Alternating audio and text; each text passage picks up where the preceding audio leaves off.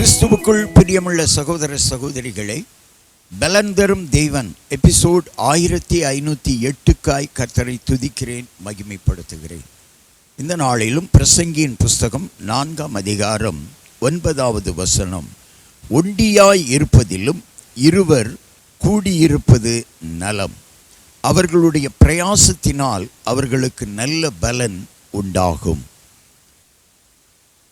இருவர் கூடியிருப்பது நலம். எப்பொழுதுமே இந்த உலக காரியங்களை காட்டிலும் ஆவிக்குரிய காரியங்களிலே ஆண்டவர் நம்மோடு கூட இருக்க வேண்டும். தனிமையாய் எந்த காரியத்தையும் சாதித்துவிட முடியாது. தனிமை பெருமையை கொண்டு வந்துவிடும். தனிமை சில வேளைகளிலே தோல்வியை கொண்டு வந்துவிடும். சில வேளைகளிலே சோர்வை கொண்டு வந்துவிடும். எனவேதான் தனிமையாய் இருப்பது நல்லது அல்ல. திருமண வாழ்க்கையில் கூட தேவன் ஆதாமையும் ஏவாளையும் உருவாக்கி இணைக்கிற பொழுது மனிதன் தனிமையாய் இருப்பது நல்லது அல்ல என்று சொல்லி அவனுக்கு ஏற்ற துணையை உண்டாக்கினார் என்று வேத புத்தகத்திலே நாம் வாசிக்கிறோம். எனவேதான் தனிமை என்பதை மனிதன் அனுபவிக்க கூடாது, கூடி வாழ கற்றுக்கொள்ள வேண்டும். 133ஆம் சங்கீதம் 1வது வசனம், இதோ சகோதரர் ஒருமித்து வாசம் பண்ணுகிறது, எத்தனை நன்மையும் எத்தனை இன்பமும் ஆனது. சகோதரர் ஒருமித்து வாசம் பண்ணுவதினாலே நன்மை கிடைக்கிறது, இன்பம் கிடைக்கிறது.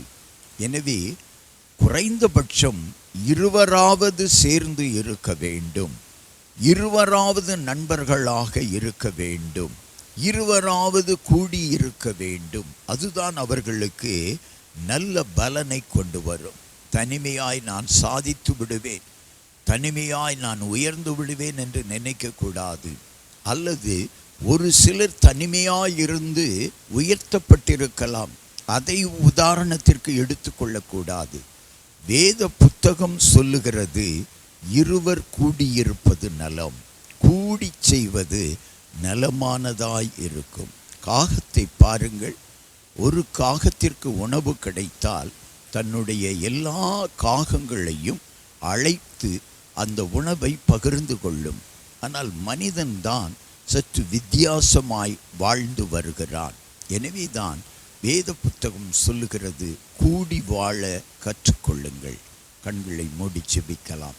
எங்களை நேசிக்கிற நல்ல தகப்பனே, கூடி வாழ்வது, ஒன்றுக்கு மேற்பட்டோர் இணைந்து வாழ்வது, சகோதரர் ஒருமித்து வாழ்வது எவ்வளவு இன்பமானது, நன்மையானது என்று கற்றுத்தந்திருக்கிறேன்.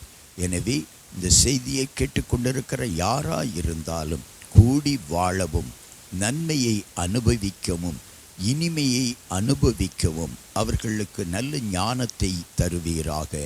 கூடி வாழுங்கள், இணைந்து வாழுங்கள். ஆவிக்குரிய ஜீவியத்திலும் பரிசுத்த ஆவியானவரோடு இணைந்து உங்கள் வாழ்க்கை இருக்குமானால் பரலோக வாழ்க்கைக்கு உங்களை தெய்வன் ஆயத்தப்படுத்துவார். ஆண்டவரோடு இணைந்து வாழ்வது, இந்த பூமியிலும் கூட சக மனிதர்களோடு இணைந்து வாழ்வது என்ற அந்த உண்மையை நீங்கள் கற்றுக்கொள்ளுங்கள். இணைந்து வாழ்வது இன்பத்தையும் நன்மையையும் கொண்டு வரும். இயேசு கிறிஸ்துவின் நாமத்தில் ஜெபிக்கிறேன் பிதாவே, ஆமென்.